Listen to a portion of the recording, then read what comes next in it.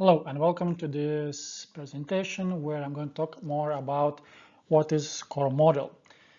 SCORE model in this case is a framework that is used in business to improve performance and how business processes are being done. When we talk about SCORE model, it originally comes from coaching field to understand how clients are having problems and where to find them. However, in this case, it's universally applied in the business and how we solve problems in the business. Moving forward, the first section about what we're going to be talking today is understanding what is the SCORE model, how to use it, and where we are going. To begin with, SCORE model is an acronym that stands for symptoms, causes, outcomes, resources, and effects. And I'm going to run each of them step by step. The first one is symptoms. Symptoms is how you understand that something is not working. Let's take an example that someone is sick, right? And how do we understand that we are sick? There are specific symptoms or criteria that we know that we are getting sick. The first one is maybe we have a fever, breaking bones, running nose, internal or external discomfort in our body.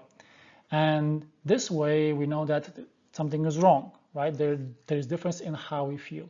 The similar way goes also with business. In everyday tasks and situations we perform, and when something is not working the way we expected, when there is a difference which we are not satisfied with, we know something is wrong. And based on what we notice, we know it's not working, right?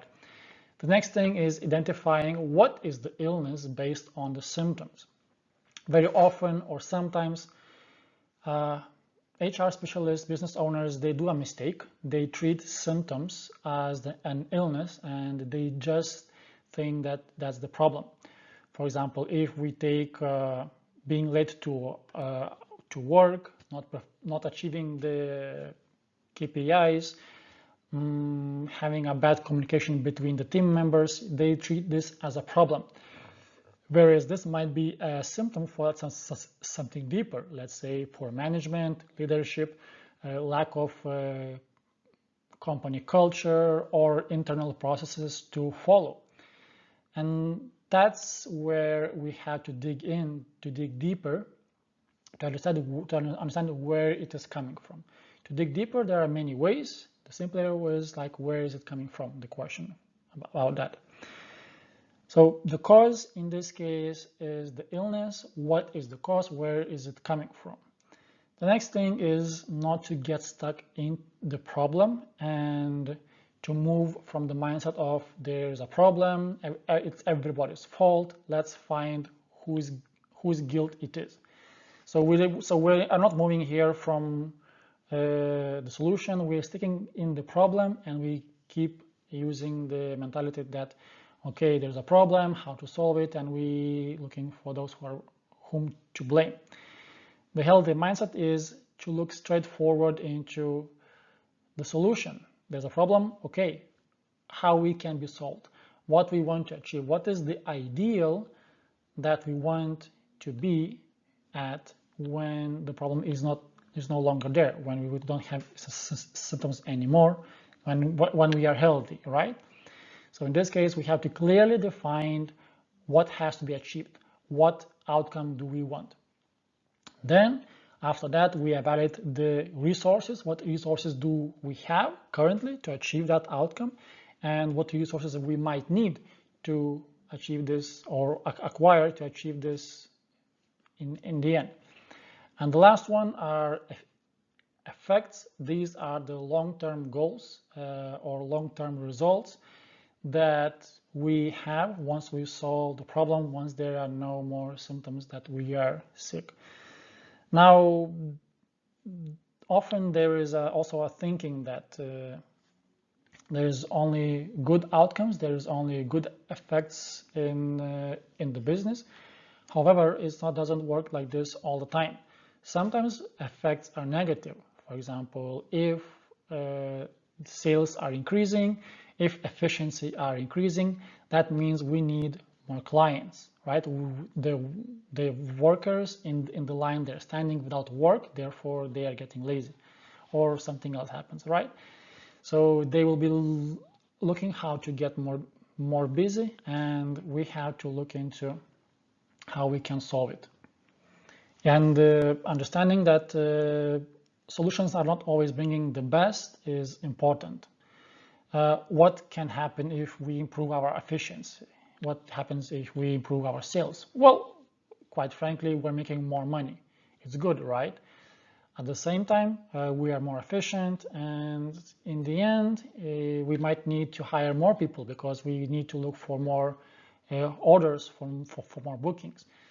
If we have more money, that means we pay more taxes, right? So that's also a problem sometimes. Then if we make more money, that means we have to put it somewhere, right? We have to reinvest or invest, that there's more accountability being involved.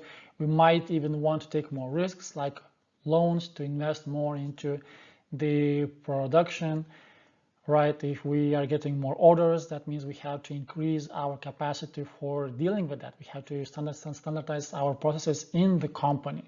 So we have to work out something internal that is there. The next thing is who is the SCORE model for, when to use it in the business. The SCORE model is designed for a wide range of professionals, learners, business working in the business domain. Business consultants use it to diagnose or organizational issues and recommend strategic interventions. Managers and leaders find it valuable when planning changes or solving them. Challenges, as it provides a clear roadmap from problem identification to solution implementation.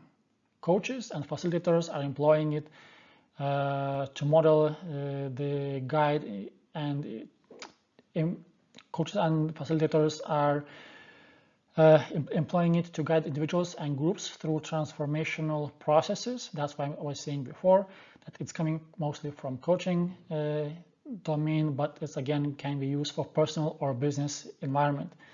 This way, ensuring that all aspects of the issue are considered. Additionally, students, analysts, freelancers, professionals, experts are using it to learn, analyze problems. They use this model as introduction to structured problem solving as a framework that is applicable in a real-world problem-solving situations. This model versatility makes really powerful tool for various roles and industries, and the only limitation for how we are using it is just by the person himself.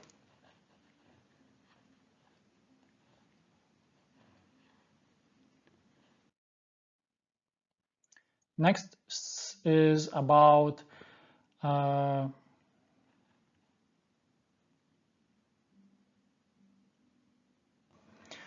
right, next we are going into the understanding when to use SCORE model. Well, in the beginning I was kind of covering the fact that it is used in business settings by different people in different situations, but here is, let's say, 4 most common situations where each of us can apply SCORE model. The first one is analyzing complex or recurring problems. It is particularly useful during strategic planning sessions, goal setting exercises, and organizational change initiatives. Business can apply this model in performance reviews to identify underlying issues affecting employee output or team dynamics. At the same time, it serves as a valuable tool in teams development when we talk about helping to the members, understanding the root causes of different challenges, be it in marketing, production, business processes, supply chain, HR management, retention, and so on. This is to align the desired outcomes. This is to move from problems to the solutions in a quite structured and simple way, not overcomplicating the things that are on the table. It's useful when there is needed a clarity, understanding the difference between symptoms and the root causes, that there is symptoms, the reasons that something is wrong, and causes that there is an illness, cause problem, that where is it coming from, bringing awareness to that. So SCORE model provides a structured approach that facilitates meaningful discussions, facilitation towards moving towards solution, and of course having an informed decision making. In other settings, it can be applied when there is a specific situation, and SCORE model universal approach or application is really useful and can be applied literally in almost any situation that we have in business. All right, in the next slide, we are going to talk about the benefits and application of the SCORE model. Using the SCORE model offers several advantages for business aiming to improve their problem solving. So the strategic thinking, planning, capabilities. The first is it helps to distinguish surface level problems from underlying causes, ensuring that solutions address the real issue rather than just staying on manifestations and blaming domain. Second thing, it aligns desired outcomes with available resources, from promoting realistic and achievable planning. The third thing is that the model encourages the long-term thinking, meaning that by analyzing and the expected effects of proposed actions, it will help to build sustainable strategies. It will help to support structured conversations, to collaboratively solve problems, because it can be used in single person solutions or on personal level or in teams. At the same time, SCORE model makes it easier for teams to reach consensus and taking coordinated action towards the solution. So these benefits make SCORE model a valuable addition to any business toolkit because it's simple, it's very easy to learn, to apply, and literally any team member can be using it for business processes. Because quite frankly, when there is a problem, people are usually staying more reactive, looking for the administration, for the leadership to solve it, whereas they could just apply this 5-step model and solve problems themselves. Hope this does make sense. Moving to the next slide. So here I'm going to share a step-by-step guide how to apply the SCORE model in your personal practice. So the model involves a systematic 5-step process that any user has to follow. Of course, there is some flexibility in how this model is being used or how you apply it. I always encourage experimentation and seeing how things are working. But it's always good to start from the framework, from the model that is there, and then based on what is the outcome in different situations, you can see what is the result and which way is best to use. So the first step is to identify the symptoms, which I mentioned before. It is, how do you know that there's a problem, right? Calibration, the difference, how it was before, how it is now. And usually this difference is giving us an awareness signal that something is wrong or something has changed. Then based on that, we decide, is it a good change or is it not a good change? So symptoms which are visible signs of the problems, such as declining sales, for example, right? How morale is falling in the team, there is conflicts, there is arguments, there are some missed deadlines whenever there's some kind of project, dropping quality in the product, or in general something is not performing repeatedly. So that gives us an understanding that something is wrong. Secondly, determining the cause by analyzing the root issues behind the symptoms. This could include poor communication, lack of training, or market shifts. This can also cause by poor management, leadership, systems that are not working or have not been proven to withstand some kind of challenges in the market or the changes. The third thing is to define the outcome by setting clear goals or desired results like improved performance, higher engagement, or business growth. At the same time, it's a wise and good decision to use a SMART model for this, or SMART system for setting the goals. For it to be, first of all, achievable, let's be realistic and have reasonable goals that you can achieve or your team can achieve, right? Let's not dream too much. At the same time, it has to be measured. You have to be able to measure what goal you want to achieve. If it's increase the sales, how much you want to be increased in numbers or percentage. Then there has to be a deadline. By what time, by what period in the future, the goal has to be achieved. And then, of course, it has to be relevant. It has to be important. SMART, specific, measurable, attainable, relevant, and of course time-based, which is having a deadline. Then the fourth step is to assess the resources needed to achieve these outcomes, including budget, time, skills, tools, partnerships. This can be resources that you currently have, or the resources that you might need in the future. At the same time, you can differentiate the resources into tangible and intangible. Like tangible can be something like machinery, office, equipment, people, and intangible can be skills, knowledge, software, solutions, ideas, and so on. And finally, evaluate the effects, which are the expected long-term impacts, such as sustainable growth, culture change, or competitive advantage in the market.